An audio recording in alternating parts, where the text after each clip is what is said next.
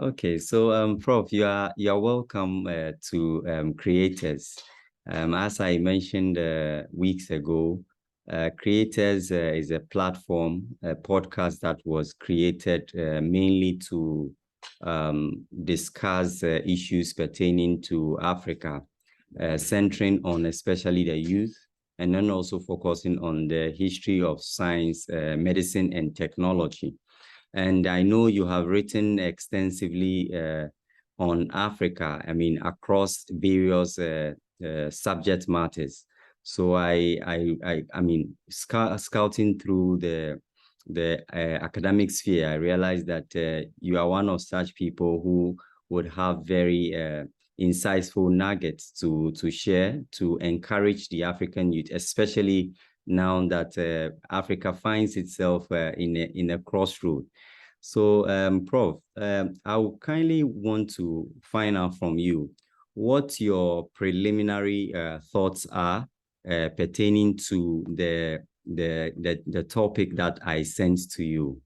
So, concerning African youth and the future, Quo Vadis, what your preliminary thoughts are on the subject matter?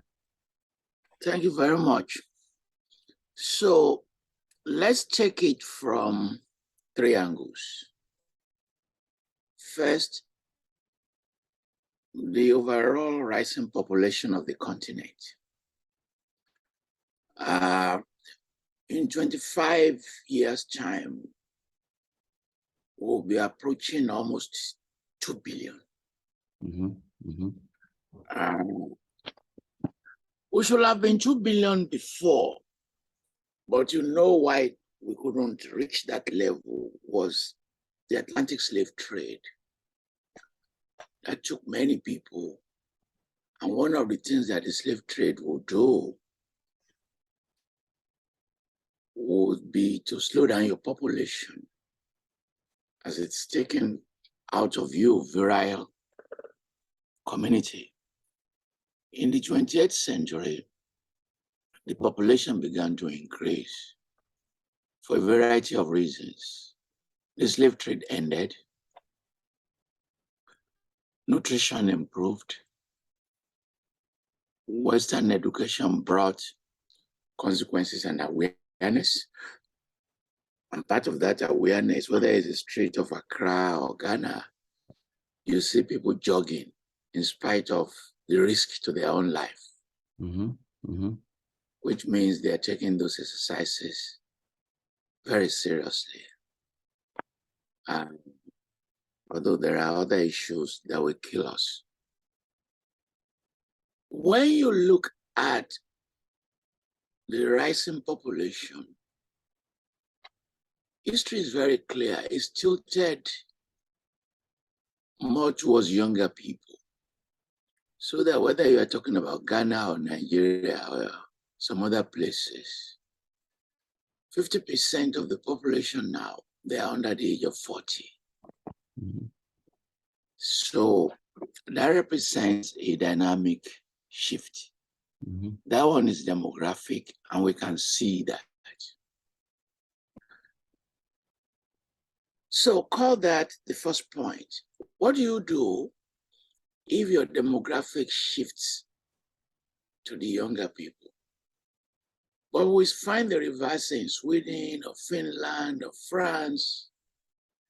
The recent strike in France saying, look, don't increase the age of retirement, is that we cannot be working for the younger people. Let us so enjoy ourselves. And you see strategic politicians in the case of Canada saying that they want like 350,000 people to come to their country every year.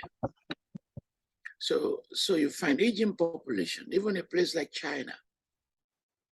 But whereas in our own continent, we find the rise of youthful population.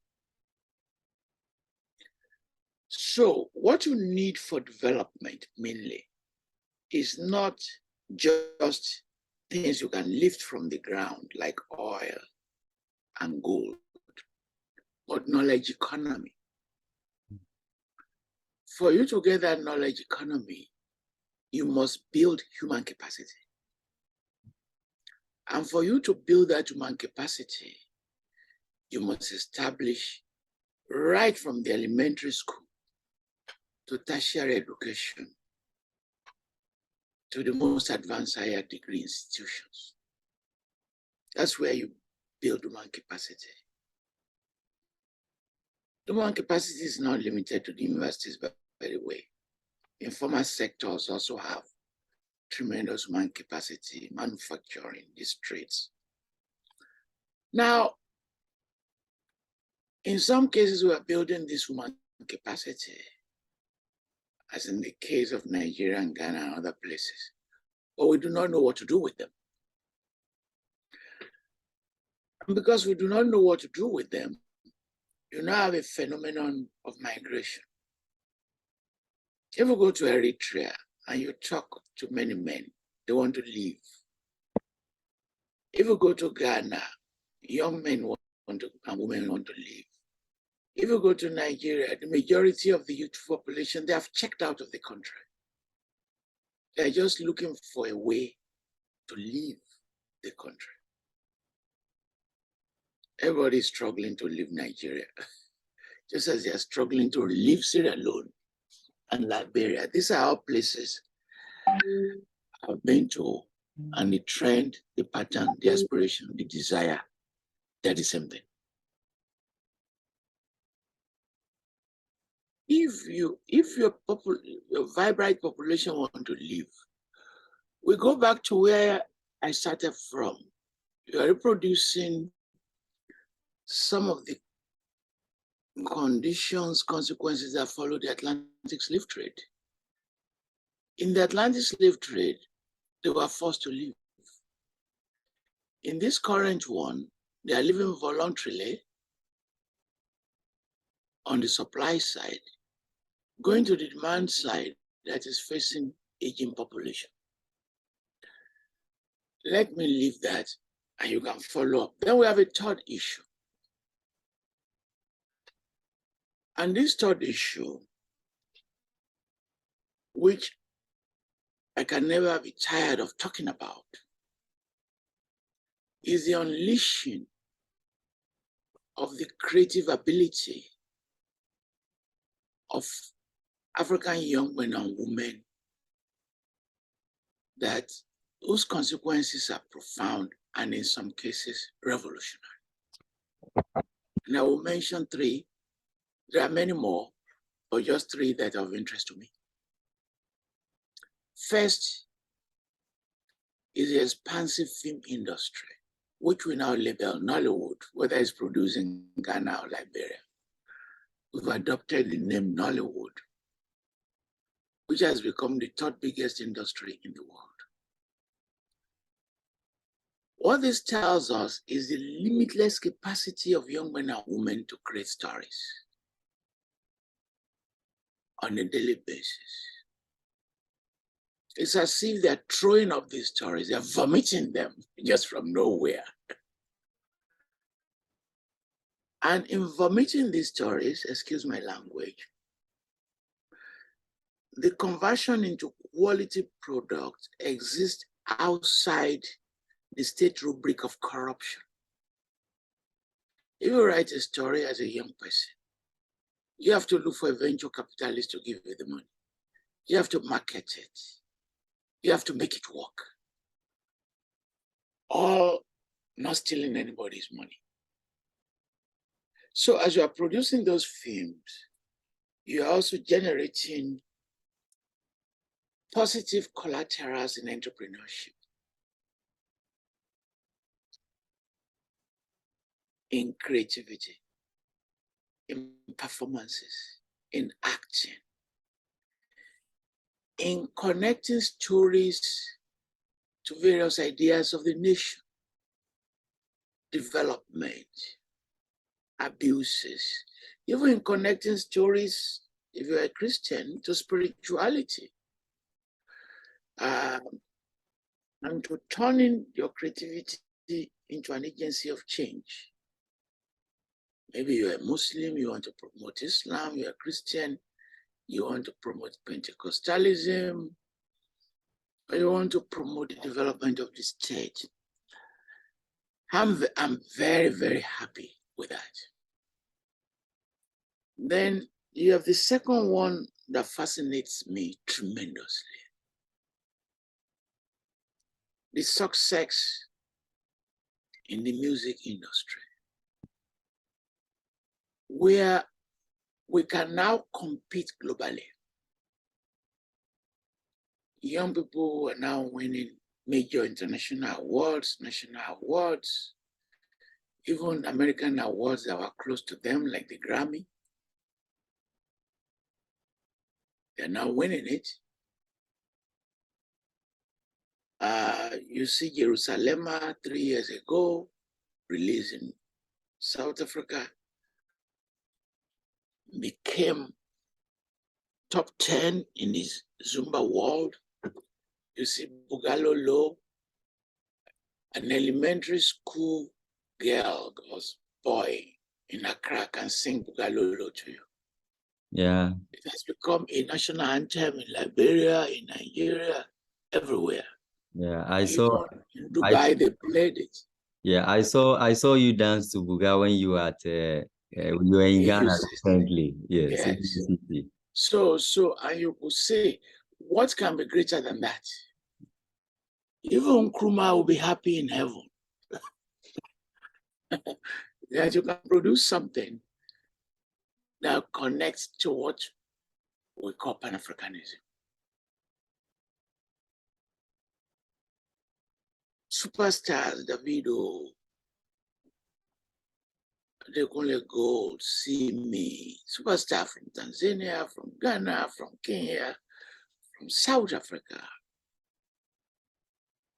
With the consequence that the use of Western popular music to dominate us, we've been able to conquer that.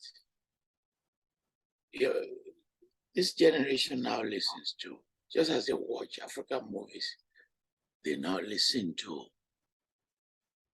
African music. We just pray that clubs will develop, soccer will follow the way of Nollywood, soccer will follow the way of the music industry, and we'll talking about Arsenal and Liverpool. And we're talking about the Accra Lions, Yeah. and the Johannesburg Tiger. Yeah, and the Lagos Antelopes. yeah. and the Cairo Elephants. Yeah. You know, so Prof, you see, speaking of the football, that was the angle I was also going to come from. In the recently held World Cup you realize that at some point in time, some of the countries had only blacks who, I mean, from Africa at some point in time. And you take some European teams, you have about, say, 80, sometimes to 90% of some of their players, typically France, hailing from Africa. The question is if there's mass exodus of young Africans to these countries, when it comes to claiming agency, how do we bridge that gap? Because ultimately, most of these players will end up naturalizing for a country like France, and then we will end up perpetrating the narrative that Africa is incapable of producing talent. Because even in the France team, you have people saying that yes, they are playing for France, even though we know some of these players hail from Senegal, Cameroon, and other African countries. I don't know what your position is on this matter, Prof. Before I answer that question, the previous one I wanted to mention 3, and you cut me short because it remained 1. Yes. Which is the tremendous creativity in design. Mm-hmm. African designers, they are now so successful nationally. In many countries, they now wear their clothes. A person like me, I don't wear Western clothes. I don't even have to start with.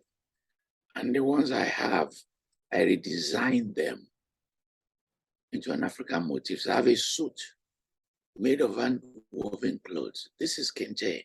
This is hand-woven. This is not fake. It's very heavy, the one I'm wearing. So to your question, the evidence you provided, I will add to it.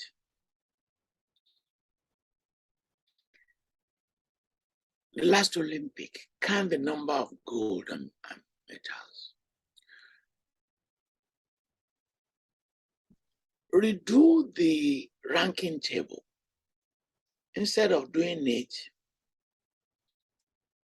by countries, do it by color. Black people will come first. They won most of the medals. But if you fragment them to countries, some won for US, some won for France, and their countries took the credit, not their continent, not their color. Second, the manipulation of that color. When France won the World Cup the last time, doing so with 9 Black scholars, the coach got into trouble because he made a racist comment. If you remember that comment. So without those Black people playing for France, there will be no World Cup.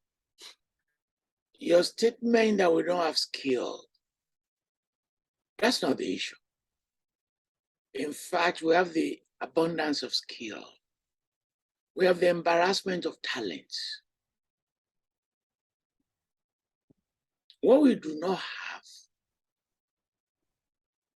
is a conversion of those skills and talents for development, for human capacity. Which reminds me of the story which came to me from heaven.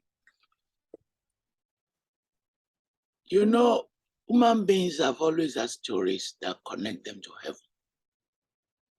Prophet Muhammad, the wilderness. Jesus Christ, 40 days and 40 nights. Yeah.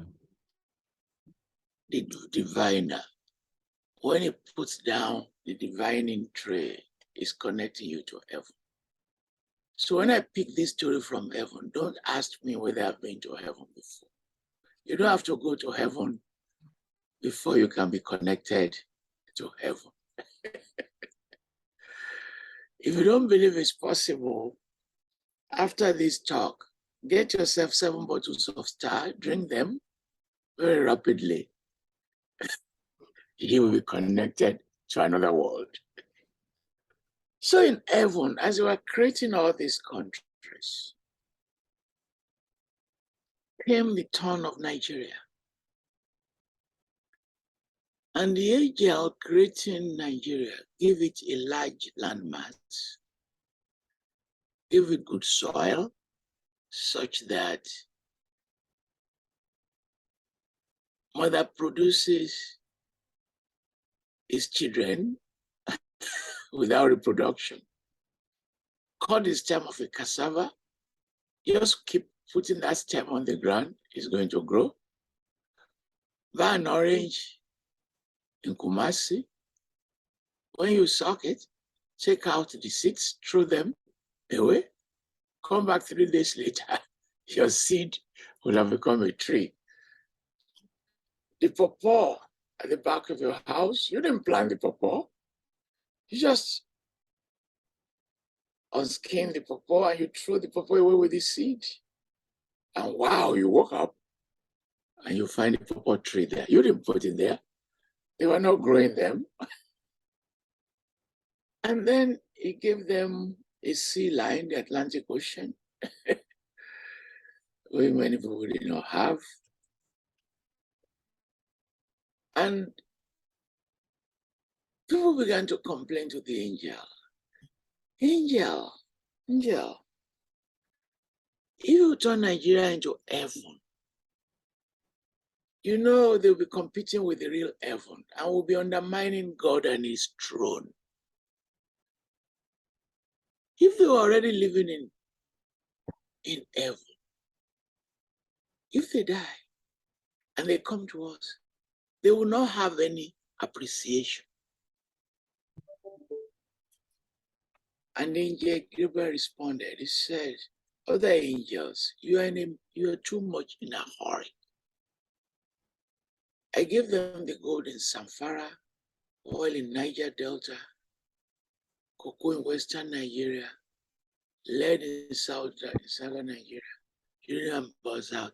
But I will not give them one thing. I will not give them leadership.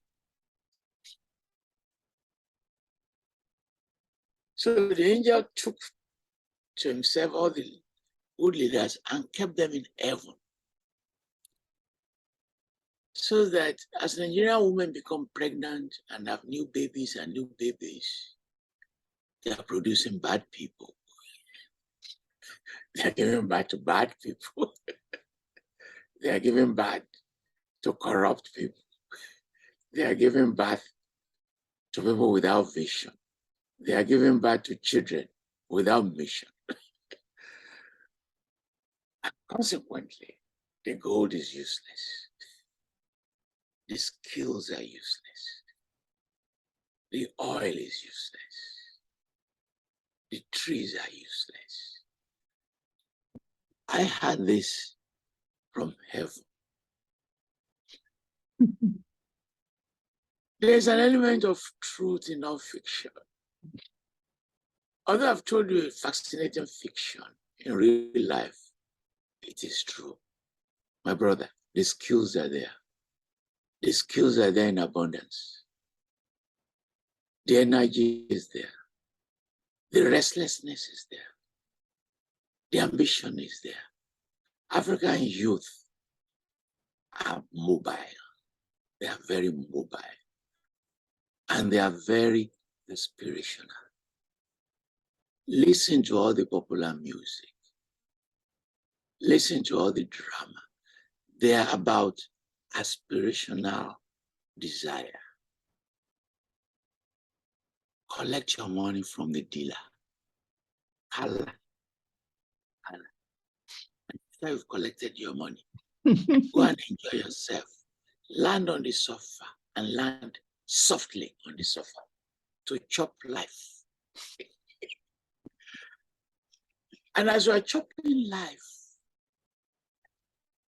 smoke your Cuban cigar, drink, buy these best clothes, and on your right hand, have a beautiful light-skinned girl. Forget for a moment that she bleached her skin.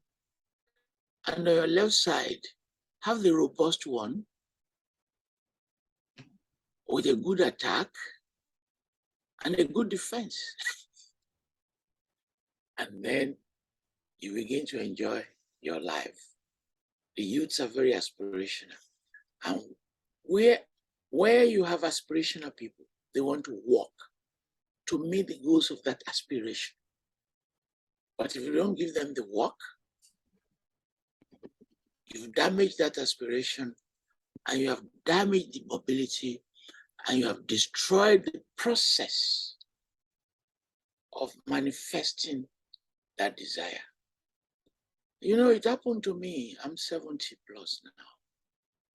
When I was young, I loved meat and good tilapia, grilled, fried, with banku and shito. I had no money to buy them. And I was praying. And God suddenly answered my prayer. By the time He answered my prayer, I already had high blood pressure and diabetes. And the doctor said, don't take salt. Don't take fat. Don't drink beer. Don't drink scotch. Don't take carbohydrates, banku. And you cannot eat a whole grilled fish. You are going to die. So that we don't want a situation in which people like you, younger people, have a desire and aspiration. They cannot meet them until they become people like me and they have the resources, but they are afraid of death. Okay, so Prof, if I hear you, thank you. You, in your response to the France question, you remarked that we first have to recalibrate the metrics for which these assessments are being done. So we shift from the country level assessments to assessing it based on maybe race. Let's say if we are putting the black population together, then we can say definitely the skills are there and then they have agency. Prof, in all you said so far, I'm curious to know, is it a matter of concern to you, looking at the rapid exodus of young Africans, given that we don't currently have, let's say, enough incubators to attract them or make them stay on the continent?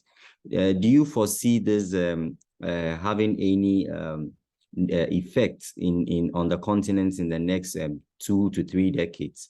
And because you alluded to the fact that the African youth are very agile, they are also very mobile, would it be prudent to argue that their continental mobility is something that we should encourage, and then also look back on the continent to see how we can create a system that keeps them here? I refer to a classical case in China, where China introduced a program called the YTT. So they send the youth across the most developed worlds to go and learn lots of skills. And then now they've opened the floodgates to say for researchers, especially who are interested in returning, we have very good offers that we can that can match or even supersede that which the most developed world would provide for them. So I don't know, Prof, what's your thoughts on this? Very good. Some preliminary remarks. First, Africa is a continent of movement. That is how it has been until the colonial boundaries began to minimize that process. You know the area of the place we call Cameroon? Yes. That's the origin of the Bantu migration that subsequently populated Central Africa and part of Southern Africa.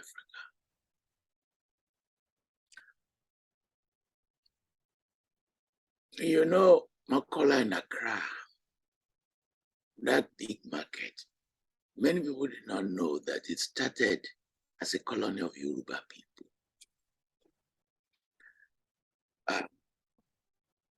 We've been moving. You know, Islam came to the Yoruba, I'm Yoruba, from the empire that Sundi Ata Mansa Musa created. Mm-hmm.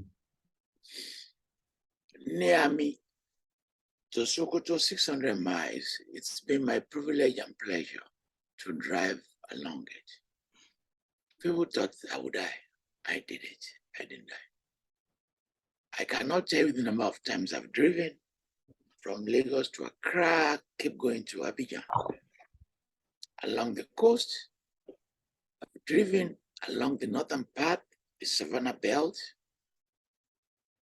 from Burkina Faso to northern Ghana, down to northern Togo, down to northern Dahomey, to northern Nigeria.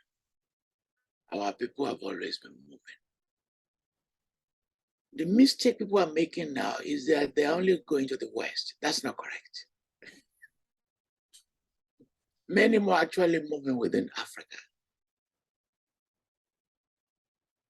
You know, as bad as the roads are from, say, Lagos to Accra, as corrupt as all the officials are, Nigeria became the second, sometimes third trading partner of Ghana. Mm-hmm. You understand? Mm-hmm. From Lagos to the Gambia, there is no place you stop that you are not going to get amala. That's my favorite food. You understand? Mm. There is no West African country without a Yoruba community, without a Igbo community. If you want to buy spare parts in Gambia, it's an Igbo man who is going to sell it to you. The area we call the Middle East Egypt, the Palestinian, North Africa, every year, 2 million people circulate there. You understand? Now, to your question, the one we talk about the most, movement to the West.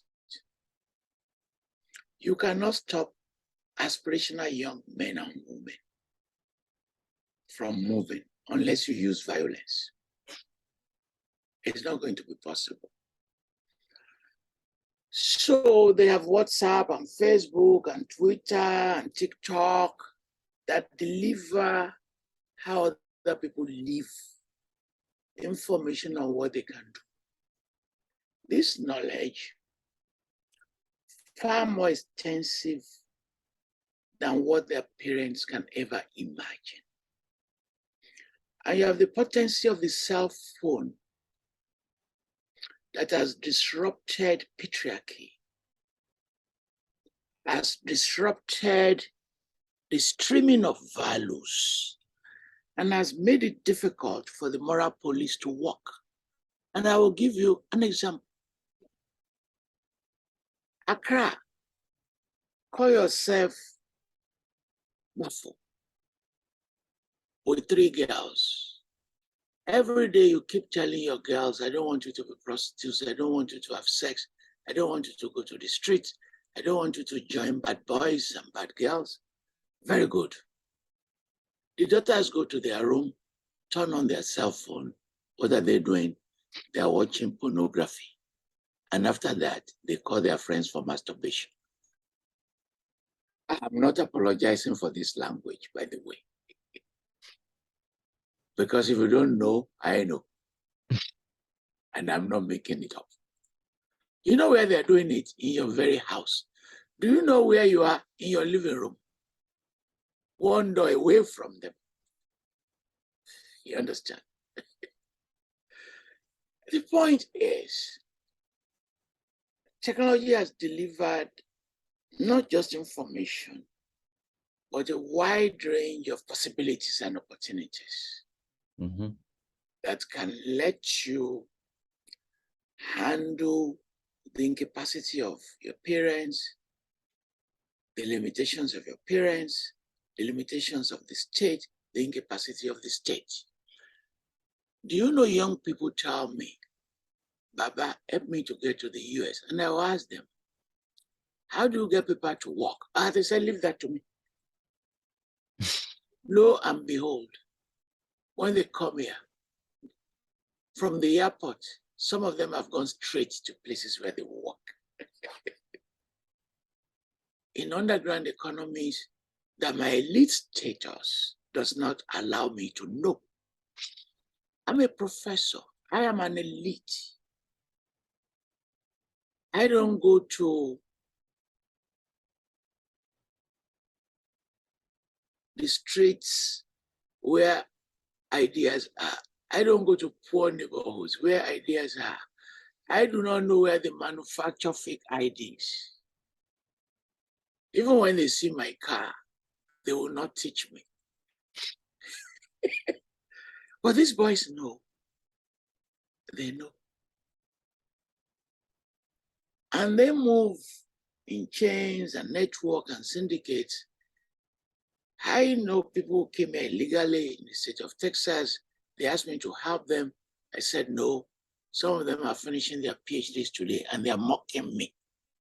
And now you didn't help us, see? Because they know what to do. They know how to melt like ice cream into societies.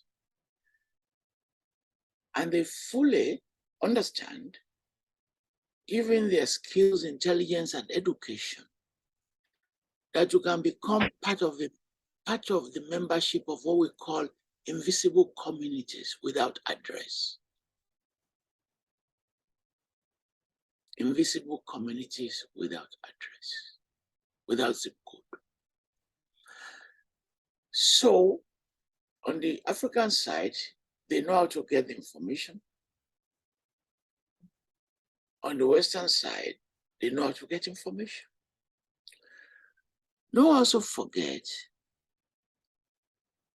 that as economies decline, as you devalue your currencies, the earning power of young men and women diminished.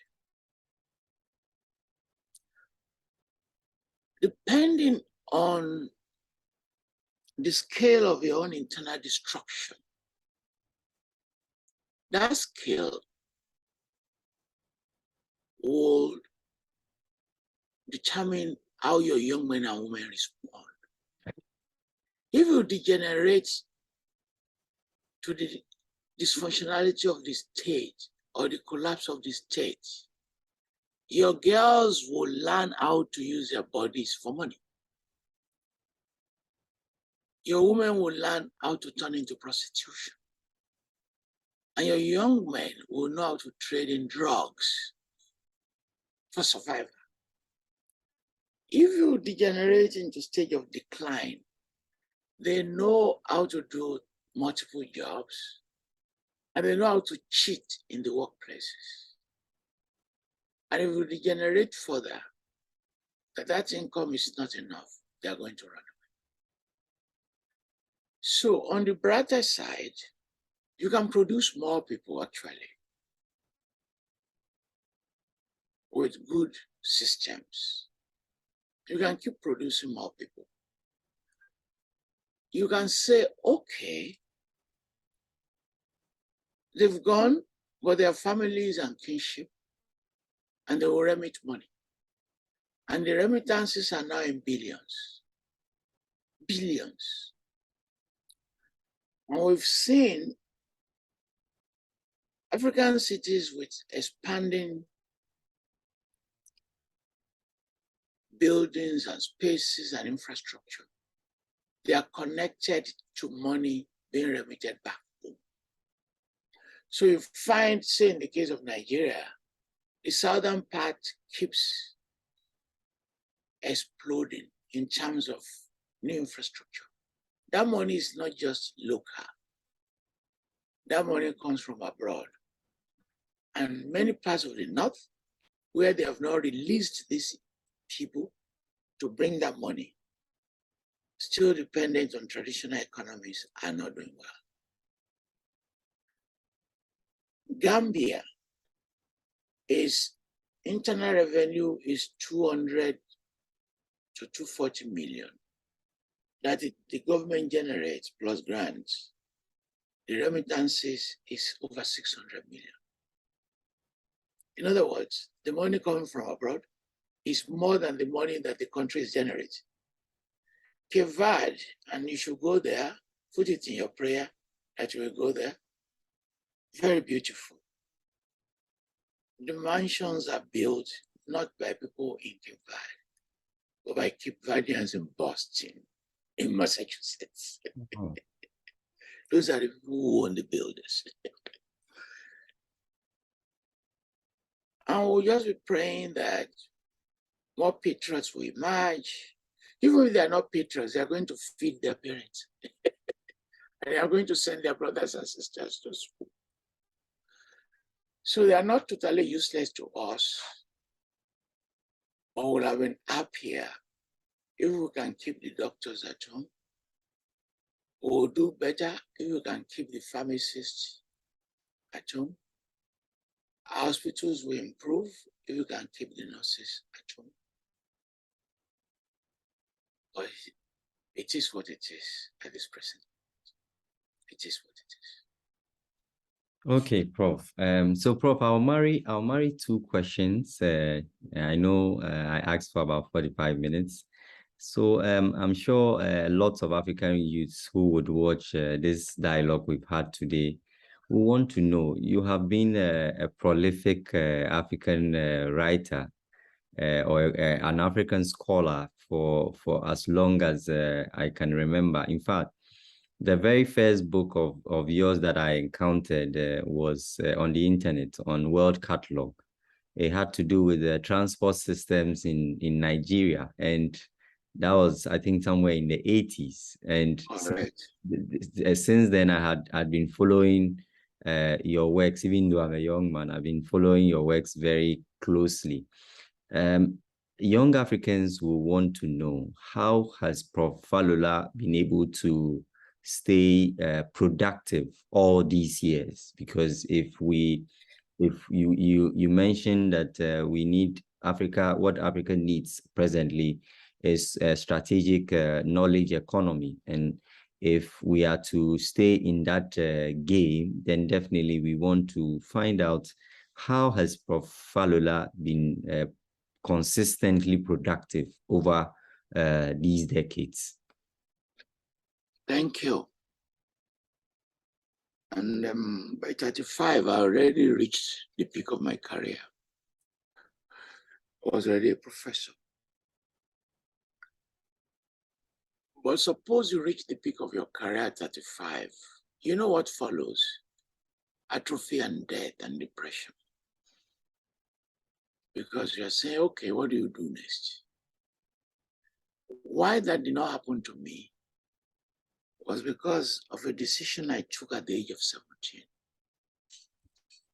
I will not pursue wealth and I will not pursue power. In other words, I will not be a businessman and I will not be a politician. What do I wanted to be? I wanted to be a teacher. And I started as an elementary school teacher. And I also became a writer and an author. Passion drives us. Passion really drives us. Because if you have tremendous passion for what you do, you don't get tired. It's very rare to see me tired. Very, very rare. I can have hangover. If I follow you to a nice club in Accra, I can have hangover after drinking many bottles of beer, but I'll wake up very quickly. So the first thing I tell people is passion. The second thing I tell people is, don't limit your ambition in terms of saying, this is a plateau. There is no plateau. You know, there is no tomorrow. There's no tomorrow. Because it's just a few hours away. And by the time you wake up, another tomorrow has emerged. Tomorrow is an evolving paradigm. I think it was in Lagos when I went to a buka. I like that name than calling it a restaurant. And on the wall, the food seller was hanging a notice: no credits today, come tomorrow. As if you want to buy my food without paying, come tomorrow. By the time you get there tomorrow, it will be no credits today. Come tomorrow. If they don't have this notion of a fixed tomorrow,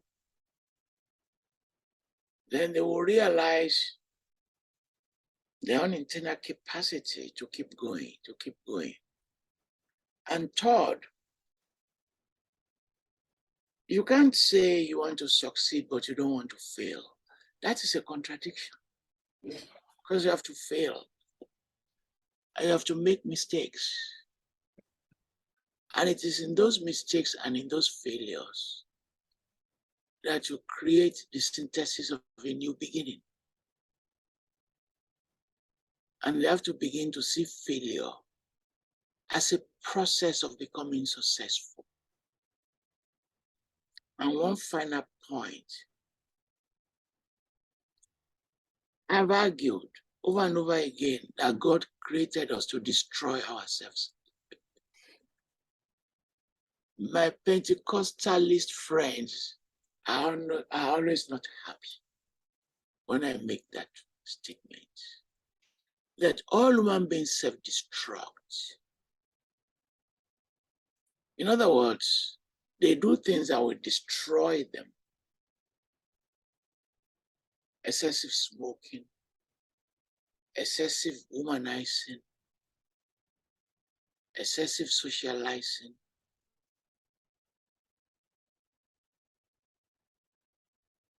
excessive unproductive habits,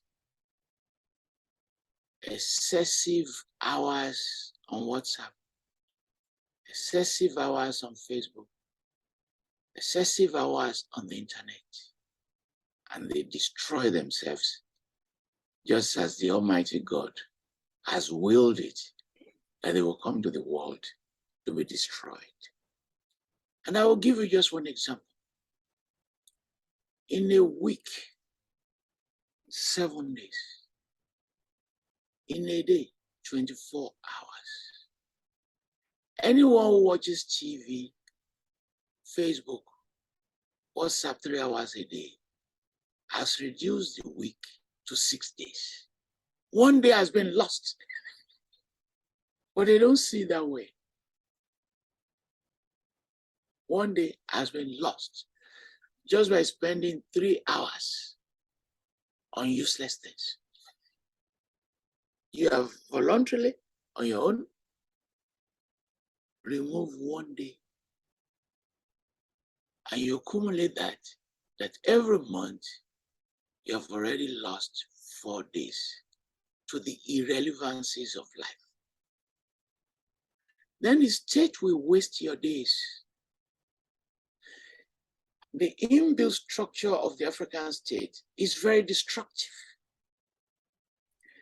It doesn't provide the means to get you to your work very quickly.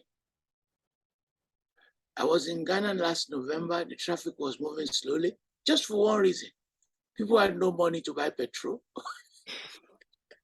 So they vacated the roads for me.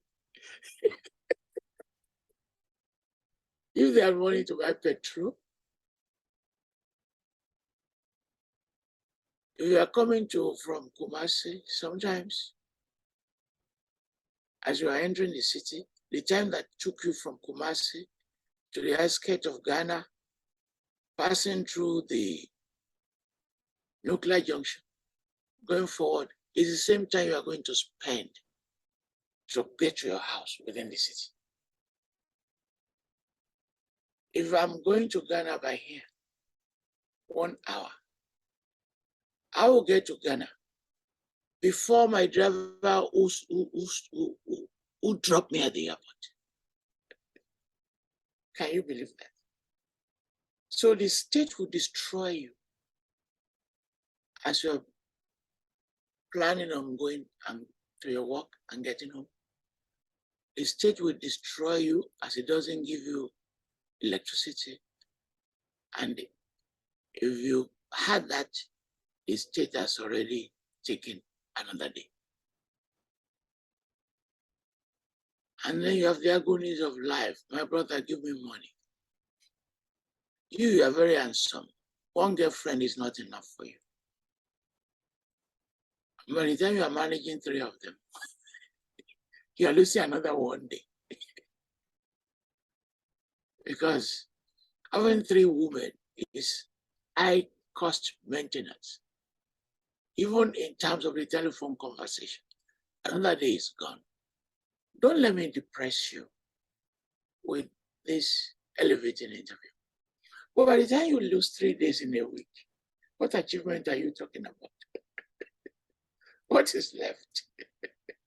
What is left is to be bemoaning and groaning over the carcasses of life. I wish you are well. I hope I've said Yes. one or 2 sentences that are of value. Most definitely.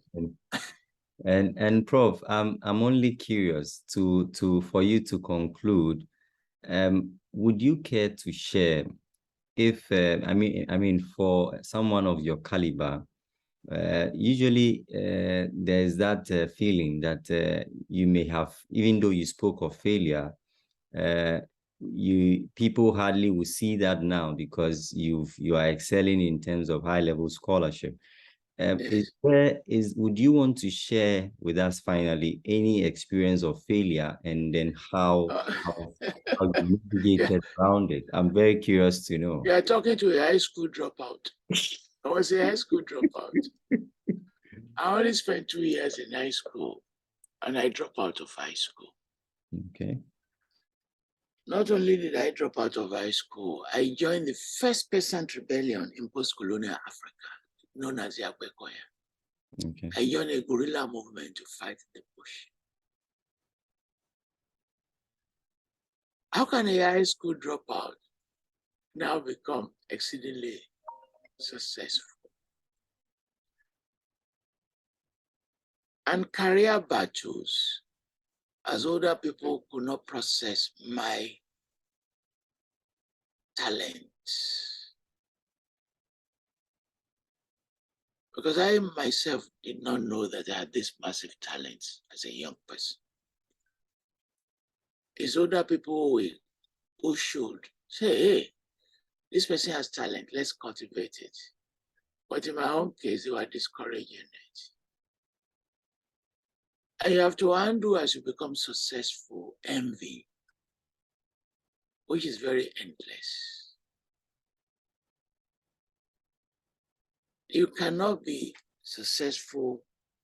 Successful people automatically generate jealousy. And you must have the capacity to manage that envy.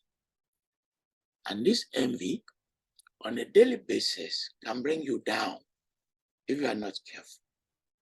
They can destroy your emotions. I don't go to a browser and say, and type Falola. Let me look for Falola on the internet. I don't even know what is there.